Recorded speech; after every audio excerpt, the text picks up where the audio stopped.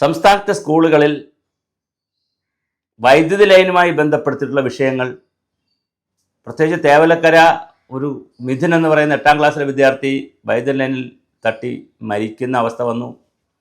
ഇന്നാണ് അദ്ദേഹത്തിന് ആ കുഞ്ഞിൻ്റെ ഡെഡ് ബോഡി അടക്കുന്ന ദിവസം. ആ അമ്മ തുർക്കിയിലായിരുന്നു, അവിടെ നിന്ന് കുവൈറ്റിൽ നിന്ന് തുർക്കി പോയതാണ്. അപ്പോൾ അവർ വന്നിട്ട് നാട്ടിലെത്തിയിട്ടുണ്ട്. അപ്പോൾ ഇതുമായി ബന്ധപ്പെടുത്തി മറ്റൊരുപാട് വിഷയങ്ങളുണ്ട്. ഇന്നലെ മറ്റൊരു സ്കൂളിൽ ക്ലാസ് റൂമിൽ കുട്ടികൾ മേശ വലിച്ചു തുറന്നപ്പോൾ അതിനകത്ത് പാമ്പിരുന്നു, മൂർഖൻ പാമ്പിരുന്നു. തലമുടി നാലിലേക്കാണ് കുട്ടികൾ രക്ഷപ്പെട്ടത്. അതുപോലെ തന്നെ മറ്റ് വളരെ പ്രധാനപ്പെട്ട ഒരു കാര്യമാണ് മരങ്ങൾ. വളരെ വ്യാപകമായ രീതിയിൽ മരങ്ങൾ ദിശ തെറ്റി പല സ്ഥലങ്ങളിലും നശിച്ച രൂപത്തിലൊക്കെ പല സ്കൂളുകളിലും നിൽപ്പുണ്ട്. സ്കൂളുകളുടെ അടിസ്ഥാന സൗകര്യങ്ങളെക്കുറിച്ച് നമ്മൾ വാദോരാതെ വർത്തമാനം പറയും, കിഫ്ബി അങ്ങനെ ഇങ്ങനെ എന്നൊക്കെ പറയുമ്പോഴും ധാരാളം സ്കൂളുകളിൽ ഇത്തരം പ്രശ്നങ്ങളുണ്ട്. ഇതിനെ സംബന്ധിച്ച് ഒരു സോഷ്യൽ ഓഡിറ്റ് അല്ലെങ്കിൽ ഒരു സുരക്ഷാ സേഫ്റ്റി ഓഡിറ്റ് നടത്തണമെന്ന് ഇന്നലെ നമ്മളൊരു വീഡിയോ ചെയ്തിരുന്നു. ഇന്നിപ്പോൾ അതേ ആവശ്യം രാഹുൽ ഗാന്ധി പറഞ്ഞിരിക്കുകയാണ്. അപ്പോൾ രാഹുൽ ഗാന്ധി ഇത് പറഞ്ഞത് നമ്മളുടെ വീഡിയോ ചെയ്തുകൊണ്ടാണ്, അങ്ങനെ ഒരു അവകാശവാദത്തിന് വേണ്ടിയിട്ടല്ല ഇത് ചെയ്തത് പറയുന്നത്. പക്ഷേ ഇതേ ഡിമാൻഡ് രാഹുൽ ഗാന്ധി വച്ചിരിക്കുന്നു എന്നുള്ളത് അഭിനന്ദനാർഹമായ കാര്യമാണ്. 6 വർഷം മുമ്പ് ഒരു പെൺകുട്ടി, ഒരു പാമ്പ് കടിച്ചൊരു കുട്ടി മരിച്ചു ക്ലാസ് മുറിയിൽ. പെൺകുട്ടിയാണ് മരിച്ചത്. അന്നും രാഹുൽ ഗാന്ധി മുഖ്യമന്ത്രിക്ക് കത്തെഴുതി ഒരു സേഫ്റ്റി ഓഡിറ്റ് നടത്തണമെന്ന്. പക്ഷെ ഒന്നും സംഭവിച്ചില്ല. 6 വർഷങ്ങൾക്ക് മുമ്പ് എഴുതിയതിന് എന്തെങ്കിലും സംഭവിച്ചിരുന്നെങ്കിൽ ഒരുപക്ഷെ ഒരു സേഫ്റ്റി ഓഡിറ്റൊക്കെ നടത്തിയിരുന്നെങ്കിൽ ഈ ദുരന്തം വരില്ലായിരുന്നു. ഇപ്പോൾ പറയുന്ന ന്യായം, തേവലക്കര സ്കൂളിൽ ഷെഡ് കെട്ടിയതാണ് പ്രശ്നം. ഷെഡ് കെട്ടിയില്ലെങ്കിലും സ്കൂളിൻ്റെ ഗ്രൗണ്ടിൽ കൂടി ഇലക്ട്രിക് ലൈൻ കടന്നു പോയാൽ എങ്ങനെയിരിക്കും? അത് പൊട്ടി വീണാൽ എങ്ങനെയായിരിക്കും സംഭവിക്കുക?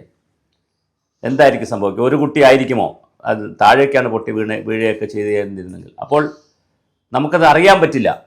സ്കൂൾ കുട്ടികൾക്ക് ഇതറിയില്ല. 13 വയസ്സായ കുട്ടി അവൻ്റെ ചെരുപ്പ്, അവൻ്റെ കൂട്ടുകാരൻ്റെ ചെരുപ്പ് തട്ടി ഇതിൻ്റെ ഷെഡിൻ്റെ മണ്ടേ വീട് സ്വാഭാവികമാണ്. നമ്മളാണെങ്കിലും മാങ്ങ പറിക്കുക, സാഹസിക പ്രവർത്തനങ്ങൾ ചെയ്യുന്നൊരു പ്രായമാണത്. അപ്പോൾ അത് തീർച്ചയായും എടുത്തുകൊണ്ട് വരണം. ഒരു വാശിയുടെ പ്രായമാണ്, സാഹസിക പ്രവർത്തനം കാണും, ഒരു ധൈര്യത്തിൻ്റെ പ്രായമാണത്. കൊച്ചുകുട്ടികൾ പാമ്പിനെ വരെ വലിച്ചെടുക്കാറുണ്ട്. പാമ്പാണെന്നറിയാതെ പാമ്പിനെ വരെ കൈകൊണ്ടെടുക്കുന്ന പ്രായമാണത്. അപ്പോൾ അതുകൊണ്ട് കുഞ്ഞ് ചെയ്തതിനെ നമുക്ക് ചെരുപ്പ് എടുക്കാൻ വേണ്ടി പോയതിനെ കുറ്റം പറയാൻ കഴിയില്ല. പക്ഷേ എന്തായാലും അത് വേണ്ടിയിരുന്നില്ല, അങ്ങനെ ഒരു യാത്ര വേണ്ടിയിരുന്നില്ല കുഞ്ഞിൻ്റെ ഭാഗത്തുനിന്ന്. പക്ഷേ എന്തായാലും അത് കുഞ്ഞിൻ്റെ ഒരു സമയം കൂടി ഉണ്ട് അതിനകത്ത്. അപ്പോൾ വളരെ പ്രധാനമാണ് management, school management, principal, HM, അതുപോലെ തന്നെ അവിടുത്തെ പഞ്ചായത്ത് അനുമതി കൊടുത്ത മൈനാഗപ്പള്ളി പഞ്ചായത്താണ് അനുമതി കൊടുത്തത്. ഫിറ്റ്നസ്, അവർ UDF ആണ് അവിടെ ഭരിക്കുന്നത്. അപ്പോൾ അതിനകത്ത് UDF LDF ഒന്നുമില്ല. സ്കൂൾ മാനേജ്മെൻറ്റ് CPM ആണ്. പിന്നെ ഫിറ്റ്നസ് സർട്ടിഫിക്കറ്റ് കൊടുത്തവരുണ്ട്, സേഫ്റ്റി കമ്മിറ്റി കൂടിയവരുണ്ട്, ഇലക്ട്രിക്കൽ വിങ്, ജില്ലാ ഇലക്ട്രിക്കൽ ഇൻസ്പെക്ടറേറ്റ് ഉണ്ട്. അങ്ങനെ ഒരുപാട് ആളുകളുണ്ട്, വലിയ വലിയ ആളുകളുണ്ട്. ഇതിനിടയിലാണ് ഈ മന്ത്രിമാർക്ക് സംസാരിക്കുന്നതിൽ ചെറിയ പ്രശ്നമുണ്ട്. ചിഞ്ചുറാണി സംസാരിച്ച് ഒരുപാട് പൊങ്കാല വാങ്ങി. അതിനിടയിലാണ് ശിവൻകുട്ടി പറയുന്നത് പോക്കറ്റ് മണിയായിട്ട് ഒരു 3 ലക്ഷം രൂപ കൊടുത്തു. ഈ പോക്കറ്റ് മണി കൊടുക്കുക എന്ന് പറയുന്നത് സന്തോഷം വരുമ്പോൾ കൊടുക്കുന്നതാണ്. സങ്കടം വരുമ്പോൾ പോക്കറ്റ് മണി ആരും കൊടുക്കാറില്ല. കാരണം അത് ഈ അടിച്ചു പൊളിക്കാൻ കൊടുക്കുന്ന പൈസയാണ് ഈ പോക്കറ്റ് മണി എന്ന് പറയുന്നത്. അപ്പോൾ ഈ സത്യത്തിൽ നമ്മുടെ മന്ത്രിമാർക്കും അതുപോലുള്ള ആളുകൾക്കുമൊക്കെ എന്ത് പറയണം, എവിടെ പറയണം, എങ്ങനെ പറയണം എന്നൊക്കെ ഉള്ള സംബന്ധിച്ച് ഒരു പരിശീലനം തന്നെ കൊടുക്കുന്നത് നന്നായിരിക്കും. അവർ രാഷ്ട്രീയ പ്രവർത്തകരായിരിക്കും, രാഷ്ട്രീയത്തിൽ നന്നായി കയറി വന്നവരാണ്. പക്ഷേ പൊതു സ്ഥലത്തെത്തുമ്പോൾ വാ തുറന്ന് വർത്തമാനം പറയുമ്പോൾ എന്താണ് എങ്ങനെയാണെന്ന് പറയുന്നതിൽ വലിയ ഒരു വിവരക്കേടുകൾ ഒരുപാട് വരുന്നുണ്ട്. അത് ഓരോ കേസ് എടുത്തു കഴിഞ്ഞാലും വരുന്നുണ്ട്.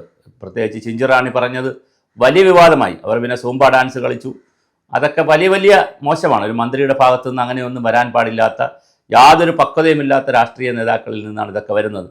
എന്നിട്ട് ബിനോയ് വിശ്വം എന്തോ നടപടി എന്തോ ചോദിച്ചുവെന്നോ കത്ത് കൊടുത്തെന്നോ ഒക്കെ പറയുന്നു. അതിനപ്പുറം ഒരു പരിശീലനം മന്ത്രിമാർക്കൊക്കെ കൊടുക്കേണ്ടതാണ്. അത് സീനിയർ മന്ത്രിമാർ, ജൂനിയർ മന്ത്രിമാർക്ക് പരിശീലനം കൊടുക്കേണ്ടതാണ്. യാതൊരു ഇതില്ല. അതുപോലെ തന്നെ മുഖ്യമന്ത്രി ഡൽഹിയിൽ വെച്ച് പത്രപ്രവർത്തകർ ഇത് ചോദിക്കുമ്പോൾ ഓഹോ എന്ന് പറഞ്ഞിട്ട് കൈയാക്കി കാണിച്ചിട്ട് ആംഗ്യം കാണിച്ച് ബോഡി ലാംഗ്വേജ് കൊണ്ടൊക്കെ പോയി. മുഖ്യമന്ത്രിയും ഇവർക്ക് എന്ത് പരിശീലനമാണ് കൊടുക്കുന്നത്? തീർച്ചയായിട്ടും എന്തുകൊണ്ട് മുഖ്യമന്ത്രി ഒരു മറുപടി പറയുന്നില്ല?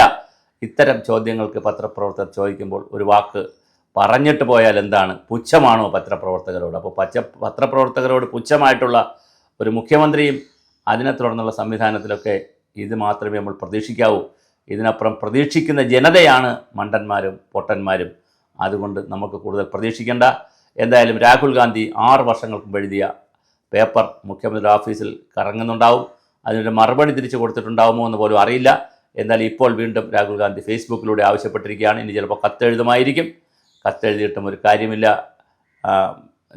എഴുതിയാൽ രാഹുൽ ഗാന്ധി എഴുതിയാൽ അത് മുഖ്യമന്ത്രി ഓഫീസിലെടുത്ത് വലിച്ചെറിക്കളയും എന്നുള്ളതല്ലാതെ അതിലൊരു നടപടി ഉണ്ടാകാൻ പോകുന്നില്ല. തീർച്ചയായിട്ടും എന്തായാലും രാഹുൽ ഗാന്ധി പറഞ്ഞു. നമ്മളും ഈ വിഷയം ഇന്നലെ മരങ്ങളുമായി ബന്ധപ്പെടുത്തി, ഇലക്ട്രിക് ലൈനുമായി ബന്ധപ്പെടുത്തി, പാമ്പ്, അതുപോലെ ഒത്തിരി വിഷയങ്ങളുണ്ട് സ്കൂളുകളുമായി ബന്ധപ്പെടുത്തി, നമ്മൾ ഇന്നലെ സൂചിപ്പിച്ചിരുന്നു. എന്തായാലും രാഹുൽ ഗാന്ധിയുടെ നിർദ്ദേശം മുഖ്യമന്ത്രി ഒന്നുകൂടി കേൾക്കുമെന്ന് തന്നെ നമുക്ക് പ്രതീക്ഷിക്കാം.